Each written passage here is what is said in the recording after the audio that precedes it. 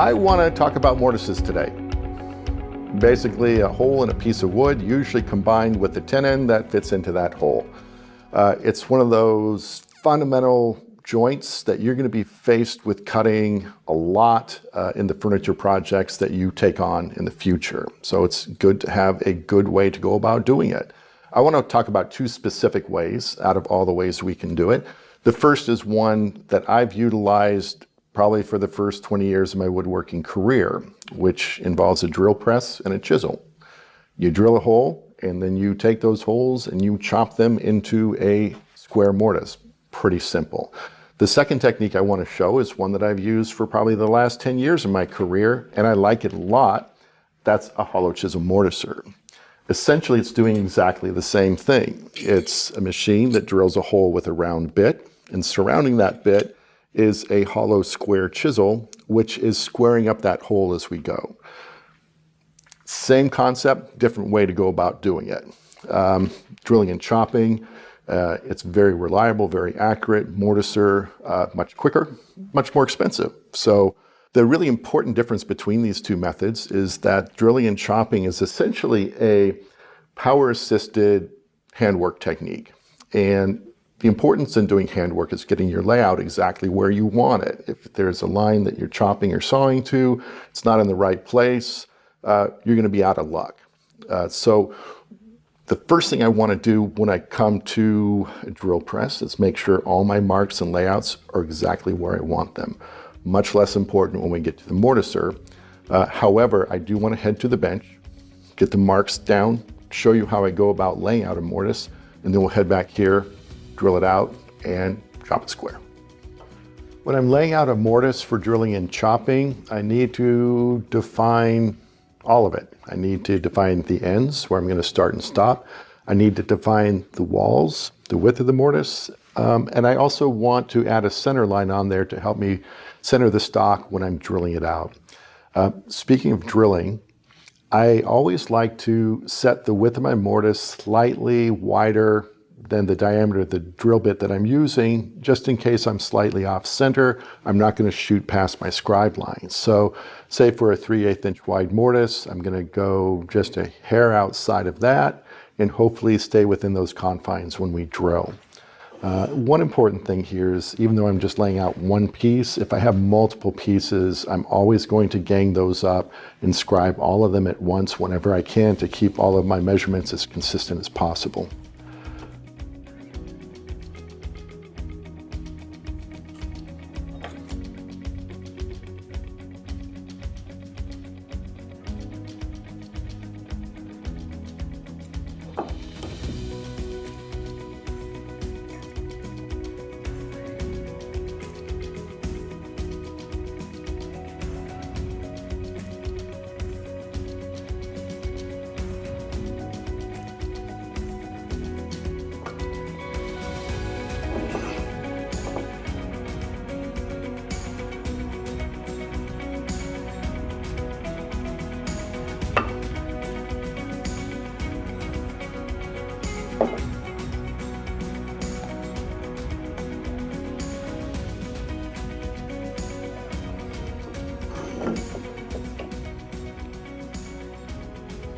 So I have my mortise ends scribed. I've got a center line as close to centered on the stock as I can get it. And I have my outer walls scribed at slightly wider than the bit I'm using. In this case, it is about a 1/16 of an inch over my intended bit. That gives me about a 30-second clearance on either side in case I missed a little bit. So I'm in good shape here. While I'm at it, let me go ahead and talk about laying out to cut a hollow chisel mortise. In that case, the layout goes quite a bit quicker. All I really need to do is identify where the mortise is going to stop and start. I'll put a scribe line there. I always like to use a knife line or a scribe line if I'm going to follow up with the chisel, so that the tool can find that line much easier than a pencil line. So I've got end lines scribed on the stock, and that's really all I need to do. because the mortiser is going to take care of the width of the mortise because of the bit, and it's going to take care of the position because of the position between the fence and the bit itself. So big difference between machine work and hand work. It has to do with that amount of layout that we've got to get going. Okay. I've got the layout done, and I went ahead and darkened that with a pencil so we can see what's going on here. First thing I'd like to do is to set the depth of the drill bit. And so I'll make a mark on the end just a little bit deeper than the intended length of the tenon. That means I don't have to clean things out really, really well or stress out about that tenon bottoming out before the shoulders hit. Next thing I want to do is align the bit to that center line that I scribed in place. A really easy way to do that is get a fence roughly in place, clamp one end to the bench, and then you can pivot that and dial in that centering of the bit really accurately and really precisely. There's no need for anything to be square to anything since it's a round bit cutting a round hole. We just need it cutting where we want it to cut along that scribe line. Clamp that down, and then we're ready to go. On this first cut, I'll double check my centering with a shallow cut.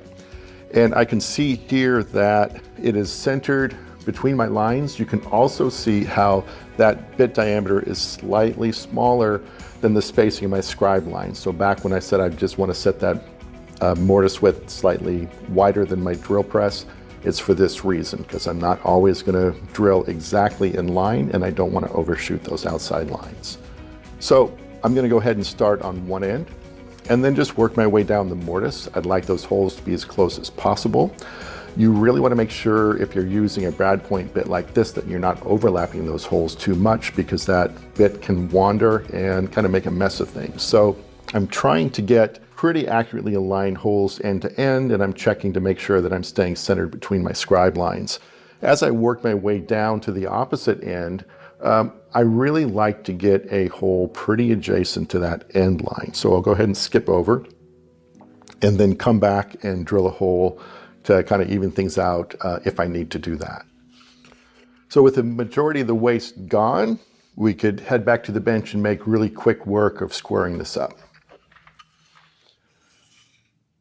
So we've got 4 walls of the mortise to square up, the 2 ends and the 2 long walls. I always like to start at the ends because severing that short grain is harder work than doing the long grain. The drilled out waste really helps us out quite a bit, and I can see that not only is the mortise slightly wider than the diameter of my drill bit, it's also slightly wider than the width of my chisel as well. I like that. It keeps the chisel from getting wedged into a mortise that is exactly the same size.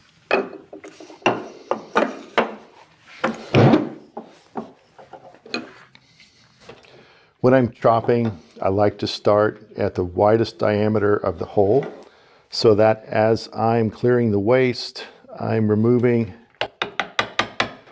as little material as possible.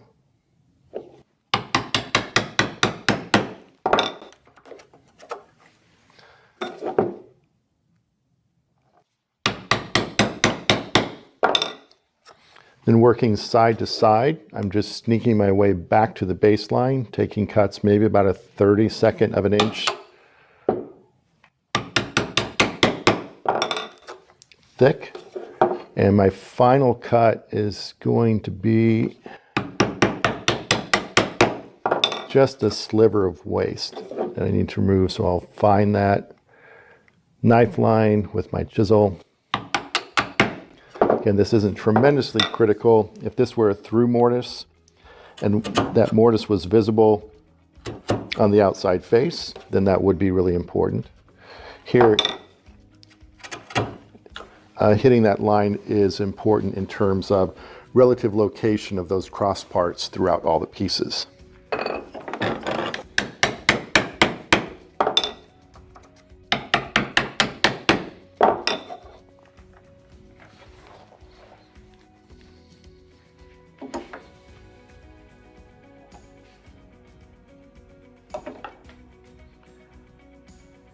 And you can use a square to make sure that your chisel is nice and vertical, or in my case, I actually undercut it a little bit because the last thing I want is to have that end ramp out a little bit and keep that tenon from fully seating.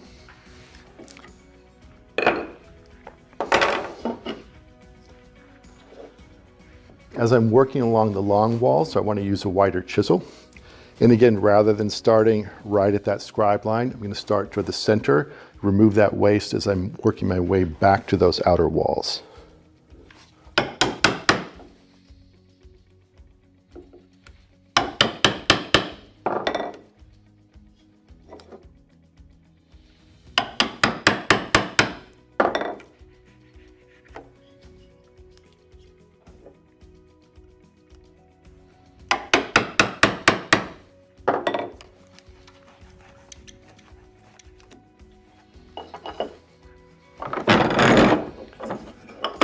And what I find is I can use those remaining scallops from the drill bit to help guide my chisel work. It tells me how much more I have to go. It also tells me in terms of the width of those scallops top to bottom, whether or not I'm chiseling straight or not. Oops.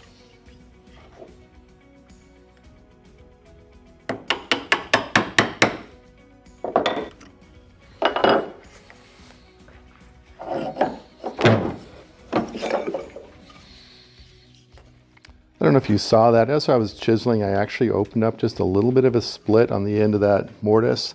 Not the greatest thing in the world. That's why I try to keep it about a 1/2 inch in from the ends. That said, I'm not going to throw away this workpiece just yet, especially if I have 3 more to match. I'm going to be a little bit careful as I continue cutting and fitting to make sure that the tenon doesn't open that up too much. And I figure once I get glue on everything, it's not going to be a big deal.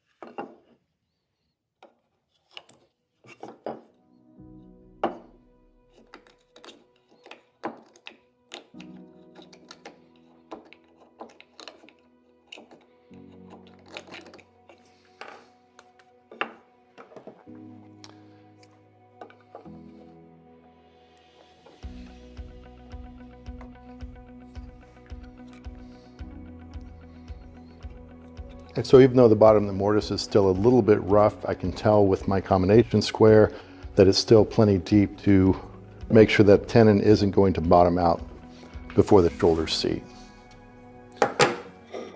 So accurate layout, some quick drilling, careful chopping. We have a really nice mortise. Let me go ahead and show you what we can be doing at the hollow chisel mortiser, what's the same, what's a little bit different, and how it speeds things up a little bit. When you're installing a hollow chisel mortise bit, there's a few things you want to get right. The first thing I want to do is insert the bit into the chisel, bring that up into the machine. I want to position the chisel just a hair below its final resting place. Temporarily clamp that in place. Doesn't have to be square right now. Then I'll bring the bit up. I use a piece of scrap to protect my fingers. I'll bring that up tight to the bottom of the chisel, and then I can tighten that in place with the chuck. Once that's in place, then I can loosen up the chisel, slide it up to its final resting position, which gives me the clearance that I want, and then use the square against the fence to square it up at the same time as I lock that in place. The next step is determining the position of the mortise on the workpiece. And while we spend a lot of time getting an accurate center line for drilling, we don't need to do that here. I just need to get some marks on there roughly close to center. I'll position the chisel to where I think it's centered. What's really cool about the floor standing hollow chisel mortiser is it has a table that moves front to back and side to side. It allows you to really control the positioning of the bit. So I'll get it roughly centered, clamp it in place. I'll make a cut, and then I'll rotate the stock around and make an adjacent cut. And any offset between those two mortises tells me how far off I am off center. So I'll kind of split the difference of that offset, make another pair of cuts and try it again. When it comes to cutting a mortise, same thing. I like to have a depth line on the end of the stock, and I set the bit just slightly below that. Work my way all the way down the mortise, and before I get to the far end, I like to skip some stock and make a cut right at my scribe line on the opposite side to make sure that's nice and vertical. Then I can come back and clean up the waste. And one thing I like to do is once I've gone the whole length of the mortise is I'll come back taking cuts as I go. It feels like I'm not removing any more stock, but I find that taking a second pass on the mortise gives me a more consistent mortise. So when I go to cut my tenons later, I find the fit is going to be more consistent. Super quick way to cut a mortise if you want to make this investment.